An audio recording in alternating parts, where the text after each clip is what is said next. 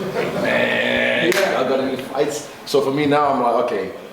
I told Hunter already. I told my coach, yeah, it's time. Like I just knew. So and I know who. I have a feeling who I want to fight. You'll like this one. I gotta get some get back. Strickland. No! You no! Get him back. No, you're going after him. Nah, because he beat me fair and square in Sydney, 5-0. Just whooped my ass badly. And again, that was one of the things what made me realize I need to like slow down in my activity. So now I was fighting like 3-4 times a year as a champion. So I'm like, okay, I'm gonna pull back now because I'm older. That's the word of the last tie bender. There is nobody in the UFC. There is nobody in the UFC that can predict his future than the last tie bender. We all have been saying about Israel Adesanya being going down to the hill. We all have saying that it's over for Israel Adesanya. A lot of people come out here and say Adesanya is done, that he should retire, he should go fight, he should go to the WWE, he should go start a movie or something, he should forget about the UFC. Adesanya is just 33 years old. So I was listening to a podcast. Is it a podcast on an interview of Ariel Iwani? He was interviewing Yoel Romero, who was a former opponent of the last tie bender. Yoel Romero come out and said something very, very important. If you guys understand, he said something very important. He said, Adesanya has to overcome his ego for him to come back to the champion because he still have it. Adesanya is not 36, 37, 40. Adesanya is 33 years old. He's not that old as you call him. Alex Volkanovski is 35. He's a champion. Alex Poatan is 35 or 36. He was a champion. A lot of, even John Jones, who is currently the champion of the heavyweight division, is almost at his 40s. Why can Adesanya not do it? So there are a lot of questions coming out lately about Israel the last tie bender. And I'm telling you guys, watching him doing this exercise with David Goggins, which everybody knows as a very motivative person. You know, we all know David Goggins as somebody who push you to the limit, you know, who make you train so hard that you want to vomit. As you watch in the video, as you watch earlier on, if you go to the Star Binder, you watch where Israel was vomiting because of the training of David Goggins. So what am I saying here? I'm saying that, guys, Israel Adesanya was speaking to David Goggins, like we saw earlier on, and said the fight is almost done. Israel is getting that fight against Sean Strickland. And what does Sean Strickland think about it? Because we've not heard about Sean Strickland since his last fight against DDP. We don't know where he is. We don't know what is happening with Sean Strickland.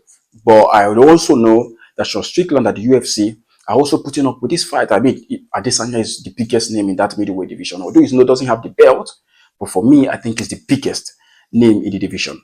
We're still waiting for the DDP and Khamzat Chimaev fight. Also waiting for the also possible fight between Imavov and the Ned guy. So guys, looking at this statement of Adesanya, I'm so excited. I'm really so excited. I want to see him again. I want to see the reborn of the last tie bender. I want to see this hungry guy. I want to see him fight like he was before, because he has given us one of the spectacular fights in the history of the UFC. He has given us one of the spectacular fights in the history of the UFC.